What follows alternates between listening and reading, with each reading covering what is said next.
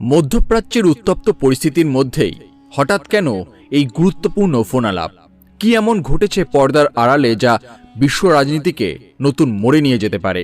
কেন ইরানের প্রেসিডেন্ট সরাসরি যোগাযোগ করলেন ভারতের প্রধানমন্ত্রী নরেন্দ্র মোদীর সঙ্গে?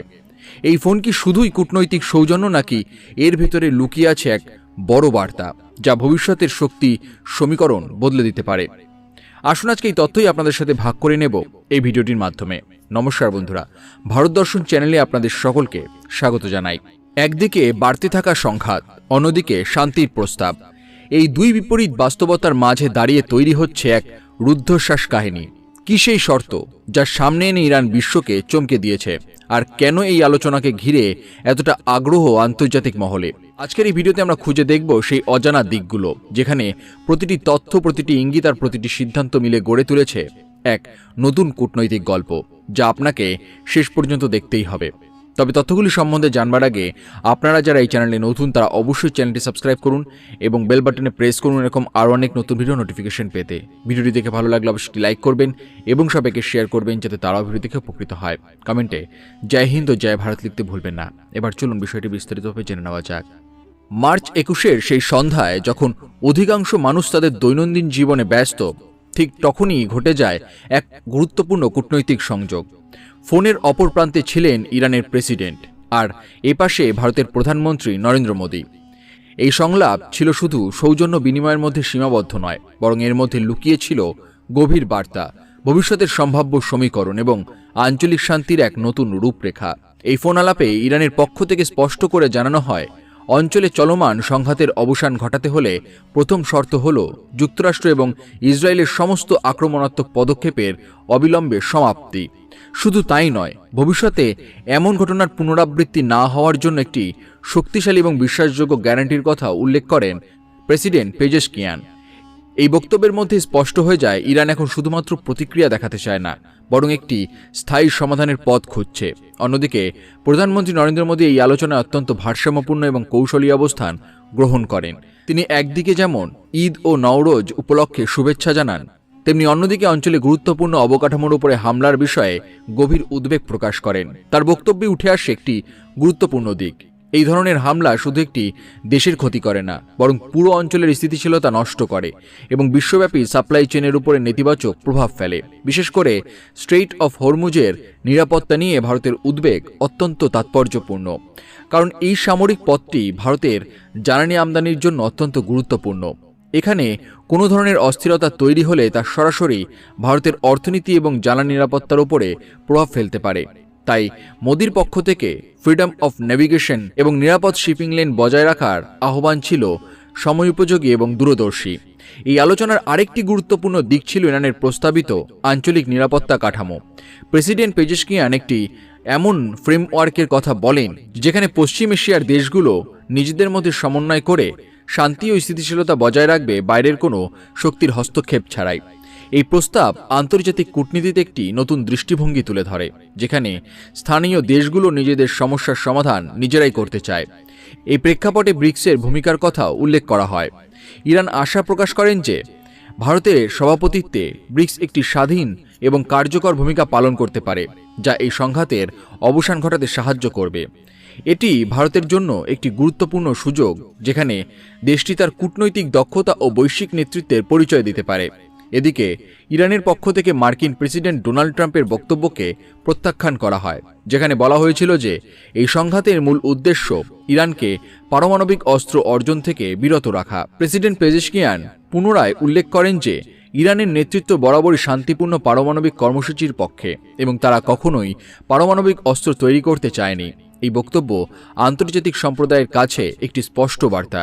ইরান তার অবস্থান ব্যাখ্যা করতে প্রস্তুত এবং স্বচ্ছতার পক্ষে। এই পুরো ঘটনাপ্রবাহের মধ্যে একটি বিষয় খুবই স্পষ্ট: বিশ্ব রাজনীতি এখন এক নতুন মোড়ে দাঁড়িয়ে। একদিকে রয়েছে উত্তেজনা, সংঘাত এবং অবিশ্বাস, অন্যদিকে রয়েছে সংলাপ, সহযোগিতা এবং শান্তির সম্ভাবনা। এই দুইয়ের মাঝে দাঁড়িয়ে ভারত একটি গুরুত্বপূর্ণ ভূমিকা পালন করতে পারে, যেখানে তার কূটনৈতিক ভারসাম্য এবং নীতিগত অবস্থান বিশ্বকে একটি স্থিতিশীল ভবিষ্যতের দিকে নিয়ে যেতে পারে। কিন্তু এখানেই গল্প থেমে থাকে না, বরং এখান থেকেই শুরু হয় আরও গভীর এক অধ্যায়। এই ফোন আলাপের পর আন্তর্জাতিক মহলে নতুন করে প্রশ্ন উঠতে শুরু করেছে: ইরানের এই প্রস্তাব কি শুধুই একটি কৌশলগত অবস্থান, নাকি এটি সত্যি একটি দীর্ঘস্থায়ী শান্তির দিকে এগোনোর প্রচেষ্টা? কারণ মধ্যপ্রাচ্যের রাজনীতি সবসময় বহুস্তরীয়, যেখানে প্রতিটি বক্তব্যের পেছনে থাকে সুপরিকল্পিত কূটনৈতিক হিসাব। এই পরিস্থিতিতে ভারতের মতো একটি দেশের ভূমিকা অত্যন্ত তাৎপর্যপূর্ণ হয়ে ওঠে, কারণ ভারত সবসময় ভারসাম্যপূর্ণ এবং সংলাপ ভিত্তিক নীতিকে গুরুত্ব দিয়ে এসেছে। ভারতের জন্য সবচেয়ে বড় চ্যালেঞ্জ হল একদিকে আঞ্চলিক স্থিতিশীলতা বজায় রাখা, অন্যদিকে নিজের অর্থনৈতিক ও কৌশলগত স্বার্থকে সুরক্ষিত রাখা। বিশেষ করে স্ট্রেইট অফ হরমুজের নিরাপত্তা নিশ্চিত করা অত্যন্ত গুরুত্বপূর্ণ, কারণ এই পথের মাধ্যমে ভারতের একটি বড় অংশের জ্বালানির আমদানি হয়। এখানে সামান্য অস্থিরতাও দেশের অর্থনীতিতে বড় প্রভাব ফেলতে পারে। তাই ভারতের প্রতিটি পদক্ষেপ এখন শুধু কূটনৈতিক নয়, বরং অর্থনৈতিকভাবেও অত্যন্ত গুরুত্বপূর্ণ। এদিকে ব্রিক্সের সম্ভাবনাও এই প্রেক্ষাপটে নতুনভাবে সামনে আসছে। যদি এই মঞ্চকে কার্যকরভাবে ব্যবহার করা যায়, তাহলে এটি এমন একটি প্ল্যাটফর্ম হতে পারে যেখানে উন্নয়নশীল দেশগুলো একত্রে বসে সমস্যার সমাধান খুঁজতে পারবে, যা প্রচলিত শক্তির রাজনীতির বাইরে একটি নতুন পথ দেখাতে পারে। ইরানের আশা ভারতের নেতৃত্বে এই প্ল্যাটফর্ম আরও সক্রিয় হয়ে উঠবে এবং আঞ্চলিক শান্তি প্রতিষ্ঠায় ভূমিকা রাখবে। এই প্রেক্ষাপটে সাধারণ মানুষের মনেও এক নতুন কৌতূহল তৈরি হয়েছে। শান্তির এই সম্ভাবনা কি বাস্তবে রূপ নেবে, নাকি আবারও উত্তেজনার ছায়া ঘনিয়ে আসবে? বিশ্ব এখন অপেক্ষা করছে পরবর্তী পদক্ষেপের জন্য, কারণ আজকের এই সিদ্ধান্তগুলোই নির্ধারণ করবে আগামী দিনের কূটনৈতিক মানচিত্র।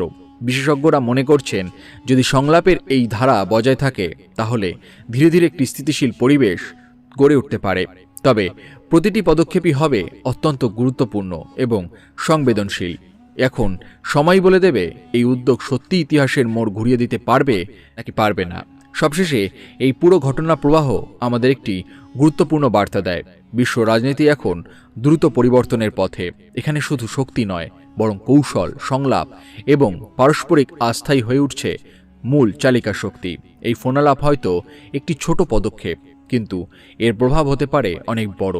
এখন দেখার বিষয় এই আলোচনার ফল কিভাবে ভবিষ্যতের আন্তর্জাতিক সম্পর্ককে প্রভাবিত করে এবং বিশ্বকে কোন পথে এগিয়ে নিয়ে যায়।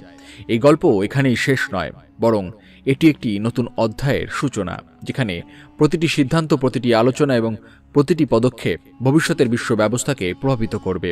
এখন প্রশ্ন হলো, এই সংলাপ কি সত্যি একটি দীর্ঘস্থায়ী শান্তির পথ খুলে দেবে, নাকি এটি শুধুমাত্র একটি কূটনৈতিক চাল, যার পেছনে লুকিয়ে আছে আরও বড় কোনো পরিকল্পনা? সেই উত্তর খুঁজতেই আমাদের নজর রাখতে হবে আগামী দিনের প্রতিটি ঘটনায়, প্রতিটি বার্তা এবং প্রতিটি পদক্ষেপে।